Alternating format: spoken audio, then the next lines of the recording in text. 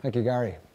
So, could somebody actually help me with the time check? What time are we on at the moment?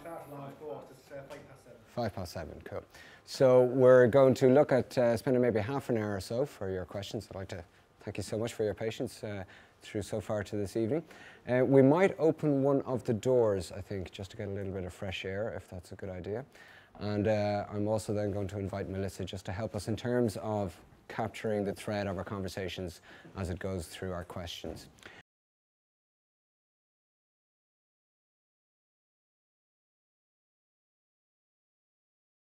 Yes, you'll see in the scoring system that Brussels or the European Commission scores pretty lowly, and the main point of that is because a lot of it is voluntary, as you know. Would I open up diaries of ministers? Yes, I would, and I think Rory Quinn, when he was Minister for Finance, had a very good system, which was then promptly scrapped when he was replaced by Charlie McCreevy, where the pre-budget, as you know, the pre-budget negotiations, all sorts of people come in and they wander in and they give their presentations and they're then promptly move back out. Again, this should be all in the public domain. The Scandinavians, of course, again, they make ministerial diaries available. You could imagine this would cause all sorts of grief, of course.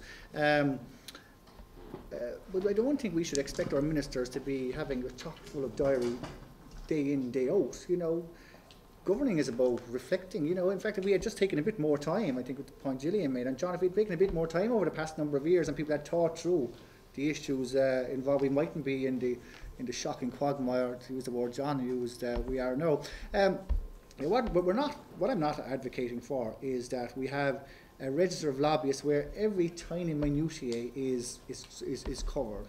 What we want to know basically is, and I think what Ireland as a state and its citizens should need to know is who is being paid and by whom to lobby the government in terms of decisions to be made. And this could be a whole range of issues like, the installation of, environmental waste plants or whatnot. There are a whole range of issues. But that's the type of lobbying we are talking about. And, current Minister for State told me this is an absolutely ridiculous idea because Ireland was too small and everybody sort of knew everybody else. To which I promptly responded, well, no, everyone doesn't know everybody else. Elites know who they are. Elites know senior civil servants, they know politicians, and politicians know them because they are elites, because they're representing IBEC or the trade unions, again, who I consider elites, or the IFA, or private industry, basically. Now, that's a sort of a long-winded way of trying to explain what we were trying to do. But I think the fundamental point is, we could live, in my view, nothing could be worse than where we are at the moment. So a type of register that covered payment is what we are looking for. And this gets away from the question, that I've often had to face down, this is ridiculous because now everybody who speaks to a politician will have to register. No, they won't. And this just makes a mockery of that. Okay? Thanks.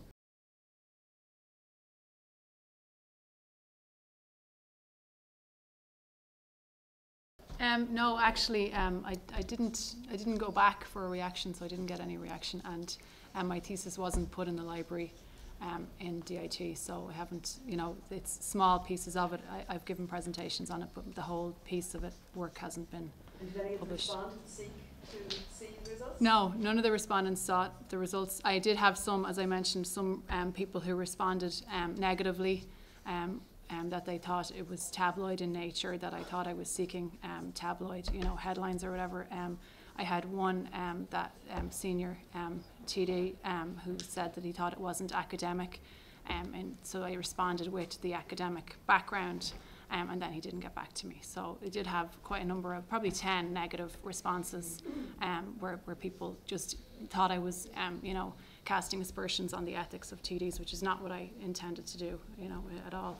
We are publishing a version of it next year, to give myself a plug, in a special issue of the Journal of Public Affairs that Conor McGrath and myself are editing, which will come out in 2011. We are publishing the results of Gillian's study, or parts of it anyway, and also some stuff on lobbying regulation. And this Journal of Public Affairs is actually, while an academic journal, it's a journal that seeks a wide readership, and I'd be happy to make it available to John to put on the TI website for people to have a look at. So if you can hold on for a few more months, of course it's all my fault, I'm shocking negligent in getting it out, but it will be out early in 11.